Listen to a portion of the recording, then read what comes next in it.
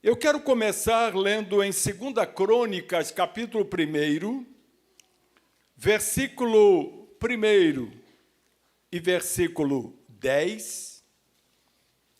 Desejo ler também em seguida em 1 Coríntios, capítulo 1 e versículo 21, e depois em Colossenses, capítulo 2, versículo 3. Diz assim a palavra de Deus em 2 Crônicas 1:1.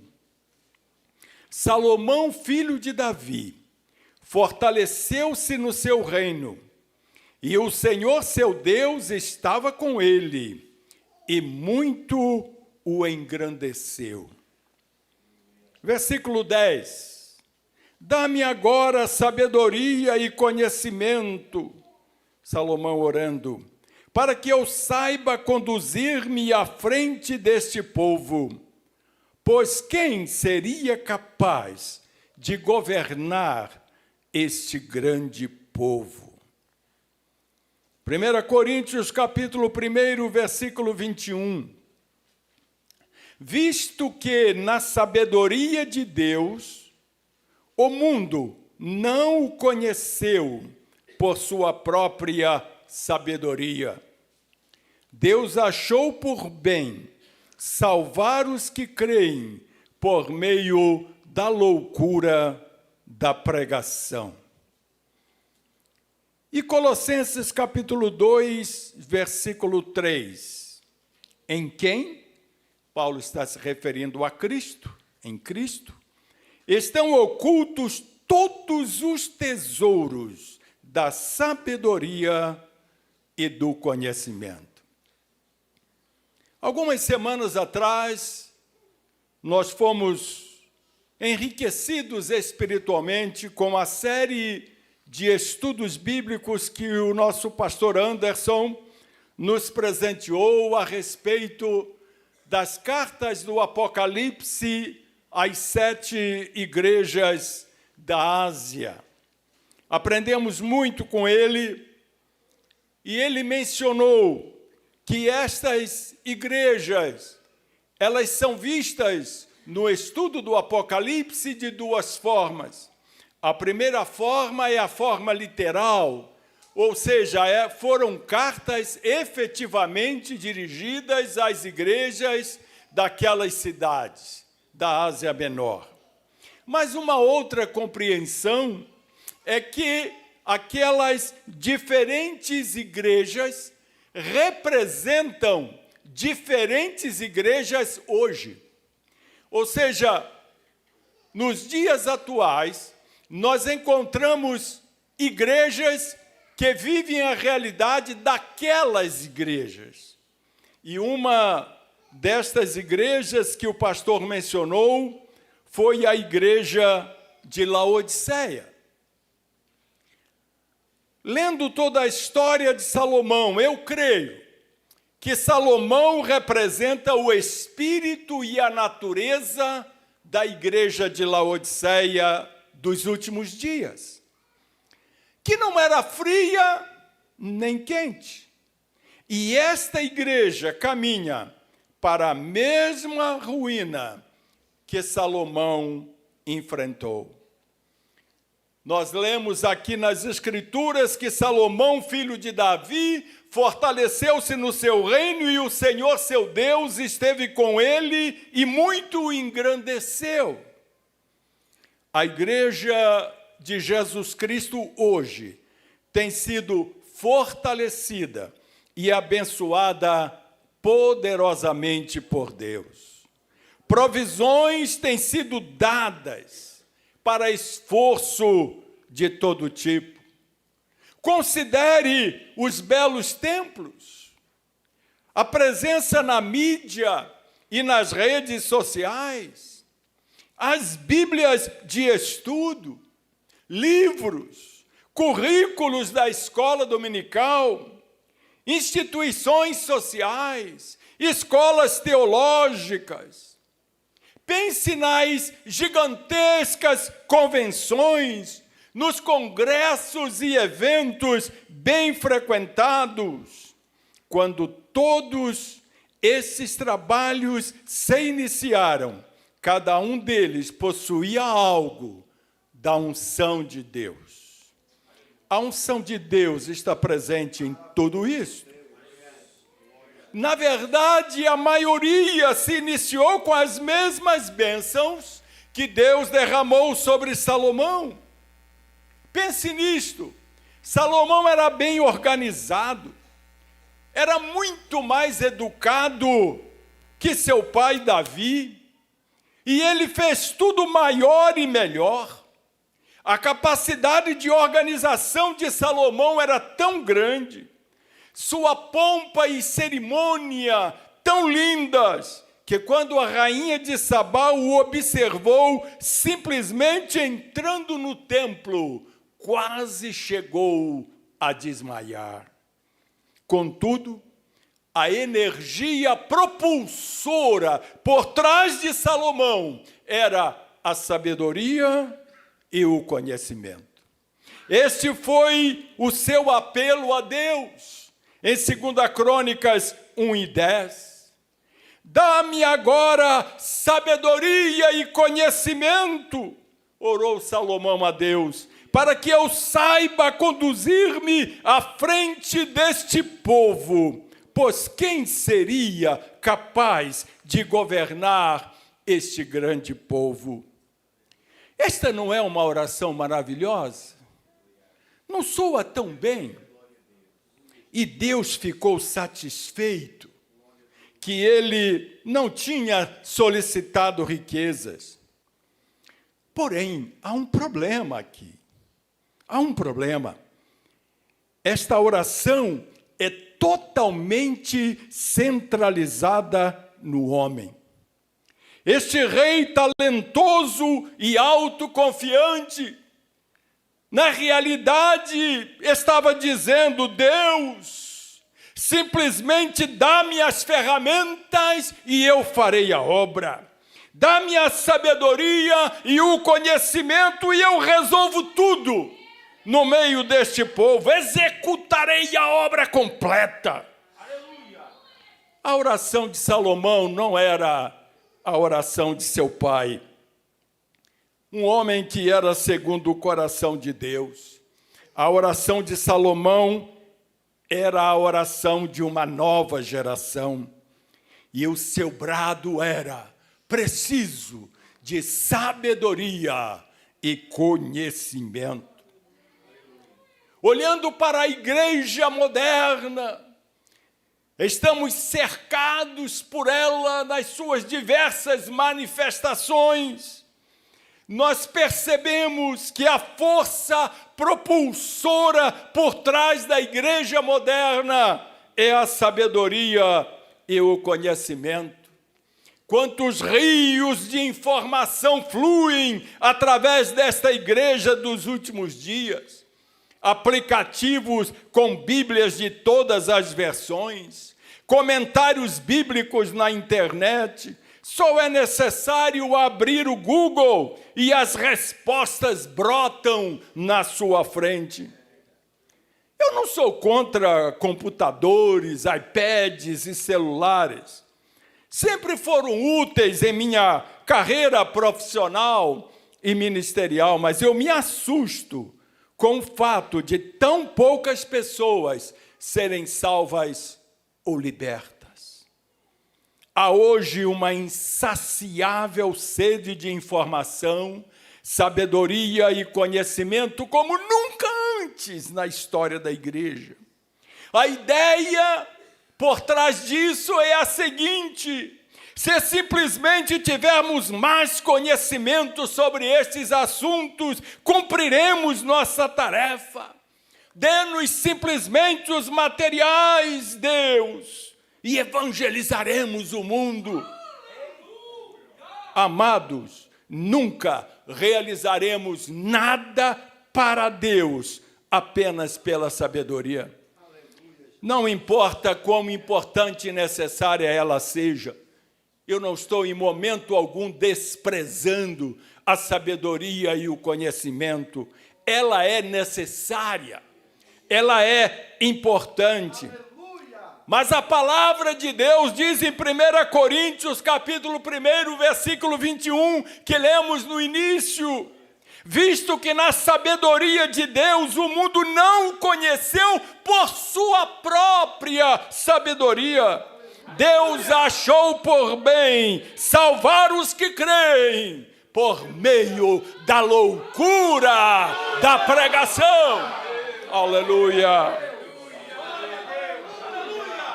Todos os verdadeiros tesouros da sabedoria e do conhecimento estão escondidos em Jesus Cristo, como lemos em Colossenses capítulo 2, versículo 3. Em quem? Em Cristo estão ocultos todos os tesouros da sabedoria e do conhecimento. Contudo, o Evangelho de Salomão era diferente. A respeito de Salomão, foi dito em 1 Reis, capítulo 4, versículos 32 e 33. Compôs 3.000 provérbios, e os seus cânticos foram 1.005. Falou sobre todas as plantas, desde o cedro que está no Líbano até o hisopo que brota dos muros. Também falou sobre os animais e as aves, os animais que rastejam e os peixes. Este foi o Evangelho de Salomão. 3.000 sermões curtos de conhecimento prático e sabedoria. Criou novos cânticos, histórias maravilhosas, grandes aplicações da verdade sobre a natureza e o comportamento humanos. Pode-se ler muitas de suas palavras de sabedoria em todo o livro de Provérbios. Quando eu estou dando aula na escola dominical, eu sempre recomendo aos meus alunos que leiam um capítulo de Provérbios por dia. Provérbios tem 31 capítulos. Tem um capítulo para cada dia do mês. E é tão bom se você puder ler um capítulo de Provérbios cada dia. Você vai ser ricamente abençoado por esta leitura. Salomão ofereceu instruções práticas quanto ao casamento, quanto à educação de filhos. Trouxe indicações claras em relação a como enfrentar situações, como se comportar, como ser abençoado. E todos amaram e continuam amando a sua pregação. Ela era tão concisa, tão direta. Mas, amados, a menos que o Espírito de Deus unja a pregação ou o ensino, eles permanecerão mortos. Transformar-se-ão em letra morta, a menos que o Espírito dê vida à pregação e ao ensino. No fim, Salomão trouxe uma mensagem absolutamente sem poder, porque ele não tinha poder para praticar aquilo que pregava. Entregou-se a mulheres estranhas, criou filhos perversos, incluindo um filho demônio que o sucedeu no trono. Na verdade, Salomão acabou como um idólatra angustiado, gastando seus dias em uma sensual imoralidade. E sua geração inteira se transformou em um grupo de desqualificados que procuravam prostitutas. Agora, não pense, por um minuto, que esta moderna igreja de Laodiceia, amigável com o pecador, não tenha uma pregação boa, introspectiva. Os sermões destas igrejas dos últimos dias são homileticamente corretos, centrados no como enfrentar os problemas da vida. Em sua maioria, são mensagens com pontos claros, revestidos de muita verdade. Contudo, tudo isto não está produzindo vida. O divórcio ainda está em crescimento, mesmo entre os pastores. Uma coisa sobre o divórcio que me entristece muito é quando eu comparo o índice de divórcio no mundo lá fora com o índice de divórcios na igreja. Vocês sabiam que é o mesmo percentual? Exatamente o mesmo percentual de divórcio que acontece lá fora, acontece dentro da igreja. Ou seja, essas mensagens bonitas e lindas, com muitas verdades, não está produzindo vida.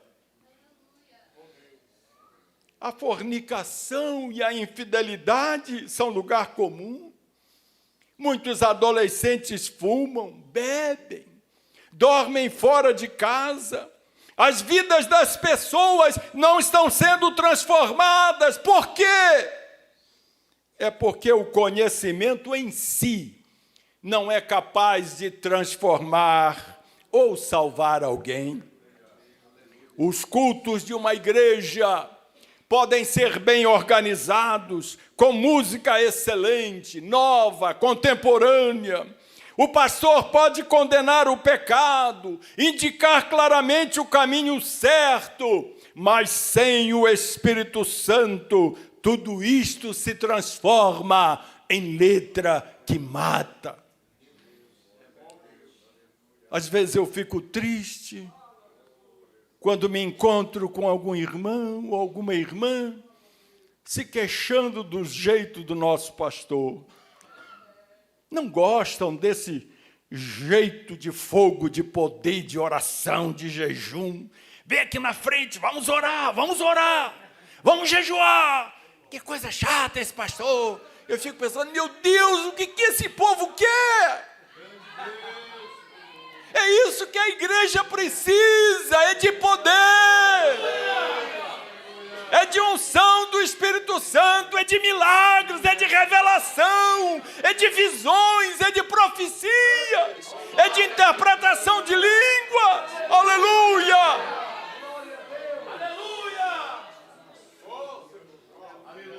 Por isso eu queria te convidar a acompanhar comigo uma comparação entre a igreja de Salomão e a igreja de Davi. A força motivadora por trás da igreja de Davi era a total dependência do Espírito Santo. Em 1 Samuel, capítulo 16, versículo 13, nós encontramos o que distinguia Davi. Diz assim o texto sagrado: Samuel pegou o chifre do azeite e ungiu Davi no meio de seus irmãos. E daquele dia em diante, o Espírito do Senhor se apossou de Davi. Aleluia! Quando Davi estava no leito da morte, ele disse a seu filho Salomão: quero que você saiba o segredo do meu ministério, porque o reino está em paz, e porque Deus esteve sempre comigo. Ouça as últimas palavras de Davi para seu filho Salomão, em 2 Samuel 23, versículo 2. Davi diz assim a Salomão: o Espírito do Senhor fala por meio de mim, e a sua palavra está na minha língua. Davi estava dizendo: não confiei no meu conhecimento e sabedoria, não confiei em nada da minha carne, eu fui um homem fraco, mas dependi do Espírito Santo. Cada palavra que falei foi sob sua unção. As palavras do Espírito Santo encheram a minha boca. Salomão falou de árvores e sopros, animais, répteis e peixes, mas Davi falou da intimidade com o Senhor. Davi falou do quebrantamento. Davi falou da contrição. Falou da rocha que é Cristo. E Davi era persuadido e transformado por sua própria pregação. Ele valorizava tanto a presença do Espírito Santo em sua vida, que ele pediu ao Senhor que nunca tirasse de si o seu Espírito. Aleluia! Davi sabia que ele não era nada sem o Espírito Santo. Na igreja de Salomão, o pregador meramente reúne informações bíblicas verdadeiras e cria um sermão a partir disto. Aí ele o lança sobre a congregação e diz a si próprio: é a palavra. É obrigatório que ela tenha impacto. Ela deve causar crescimento e mudança em meus ouvintes, porque é a poderosa palavra de Deus. Meus irmãos, não é assim. Você pode lançar o quanto da palavra que você quiser, sermão após sermão, ensino sobre ensino, sabedoria e conhecimento em abundância, mas se não há unção do Espírito Santo, ela é uma palavra morta. Paulo disse em 1 Coríntios capítulo 2, versículo 5, que homem sábio era Paulo. Conhecia toda a filosofia dos gregos, ele cita vários filósofos gregos em suas cartas. Era um poliglota, falava várias línguas, na verdade, todas as línguas do seu tempo. Era um homem instruído em todo o conhecimento. Mas olha o que ele escreve aos Coríntios, na primeira carta, capítulo 2, versículos 4 e 5. Paulo diz assim: a minha palavra e a minha pregação não consistiram em linguagem persuasiva de sabedoria, mas em demonstração do Espírito e de poder, para que a fé que vocês têm não se apoiasse em sabedoria humana, mas no poder de Deus. Aleluia! E mais adiante, nesse mesmo capítulo 2, nos versículos 13 e 14, Paulo continua: falamos, não em palavras ensinadas pela sabedoria humana, mas ensinadas pelo Espírito. Ora, a pessoa natural não aceita as coisas do Espírito de Deus, porque eles são loucura. E ela não pode entendê-las, porque elas se discernem espiritualmente. Se você não está entendendo o que está acontecendo, busque a renovação de Deus na sua vida. E você vai começar a entender.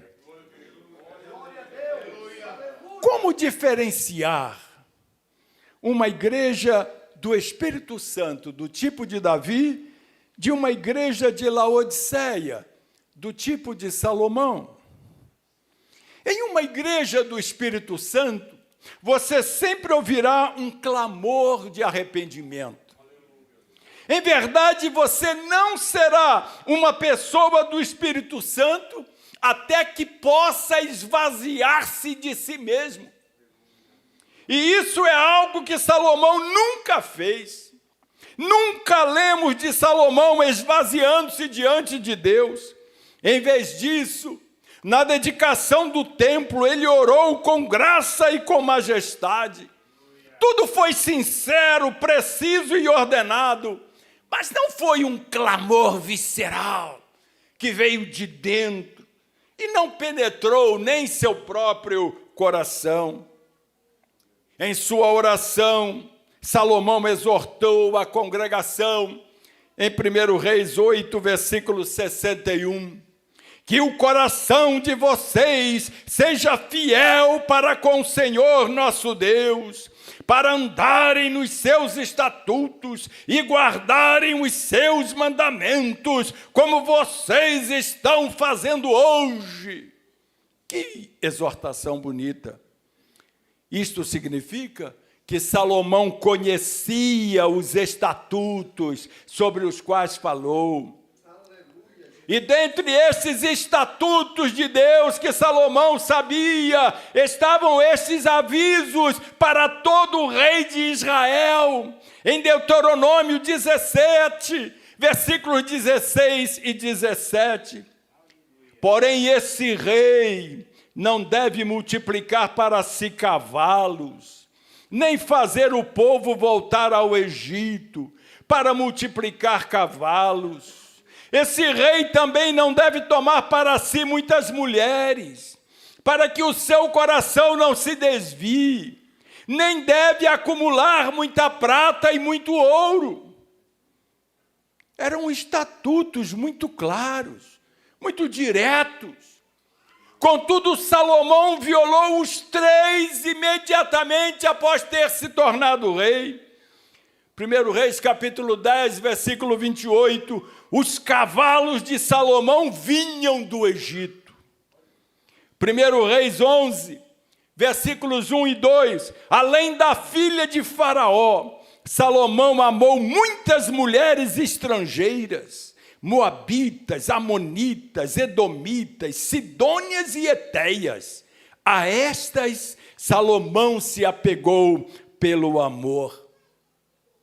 1 Reis 10, 27, o rei fez com que em Jerusalém a prata fosse tão comum como as pedras.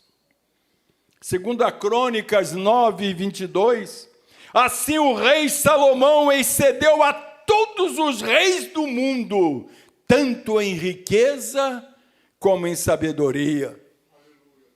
E aquilo que ele pregou para o povo na inauguração do templo, a oração de Salomão para um perfeito andar diante de Deus não teve efeito sobre a sua própria vida. Sabe por quê? Ele não tinha convencimento do pecado em seu coração. Como diz 1 Reis 11, versículo 6, assim Salomão fez o que era mal aos olhos do Senhor, e não perseverou em seguir o Senhor, como Davi, seu pai, havia feito. A conclusão que eu cheguei diante de todos esses textos é que onde não há pregação ungida pelo Espírito Santo, não há convencimento de pecado. Não há busca plena pelo Senhor. Salomão pecou sem remorso, mesmo quando pregava contra o pecado.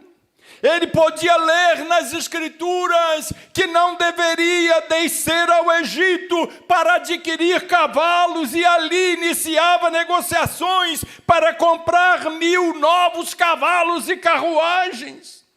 Ele podia ouvir um profeta pregar que o rei não deveria multiplicar esposas para si próprio e, contudo, imediatamente saía para escolher novas esposas. Compare a indiferença de Salomão quanto ao pecado com a dor e o quebrantamento de Davi por haver pecado contra Deus. A igreja de Davi não é perfeita. Davi cometeu adultério, matou um homem inocente, caminhou por um período de terríveis enganos. Porém, após Davi ter pecado, ele exprimiu esta quebrantada oração, vinda do mais íntimo do seu ser, no Salmo 51, versículos 2, 3, 4 e 11. Lava-me completamente da minha iniquidade, purifica-me do meu pecado. Aleluia. Pois eu conheço as minhas transgressões, e o meu pecado está sempre diante de mim. Pequei contra ti somente, e fiz o que é mal aos teus olhos. Não me lances fora da tua presença, nem me retires o teu Santo Espírito. Aleluia. Glória a Deus. Depois de tudo que Salomão escreveu e cantou, ele concluiu a sua vida com essas trágicas palavras em Eclesiastes 2, versículos 23 e 24. Porque todos os seus dias são cheios de dor, e o seu trabalho é desgosto, nem de noite o seu coração descansa. Não há nada melhor para o ser humano do que comer, beber e fazer com que sua alma desfrute o que conseguiu do seu trabalho. Filosoficamente, Salomão estava dizendo: você terá noites em claros e não conseguirá fazer nada a respeito. Você não conseguirá mudar a sensação de que tudo é verdade. Então, o melhor que você pode fazer é agarrar o máximo de prazer que puder, espremer o que há de bom. Simplesmente aproveite a sua vida ao máximo. Foi assim que Salomão morreu. E este é o evangelho da era de Salomão, dos dias atuais. Tudo acaba em Eclesiastes, em vazio e desespero. Muitas pessoas terminam perguntando: para que serve a vida? Para onde vou? Quem sou eu?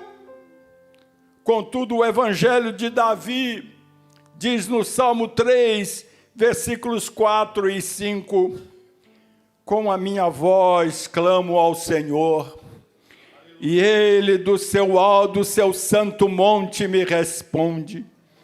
Eu me deito e pego no sono, acordo, porque o Senhor me sustenta. Se você conhece o Espírito Santo, você conhecerá a voz de Deus, e Ele conhecerá a sua voz. Você será capaz de dormir profundamente. Ao ouvir o evangelho de Salomão que é pregado por aí, você pensa que Jesus voltará à terra dirigindo um carrão de luxo. Esta imagem da cristandade é a coisa mais abominável que podemos ver e ouvir. Mas todos os sorrisos falsos, toda a teologia populista, toda a pregação falsa de prosperidade entrarão em queda. Por isso eu termino esta reflexão que vos trouxe esta noite, dizendo para vocês que eu agradeço a Deus pela igreja de Davi, que Ele está construindo bem agora. Se você possui um esmagador problema de pecado, não vá atrás de um livro ou de um vídeo que supõe esteja cheio de sabedoria e conhecimento. Em vez disso, prostre-se sobre sua face e acerte-se com Deus. Seja um cristão do Espírito Santo, um cristão do tipo de Davi, e clame ao Senhor com todo o seu coração. Ele está edificando a sua igreja, e as portas do inferno não prevalecerão contra ela. Amém.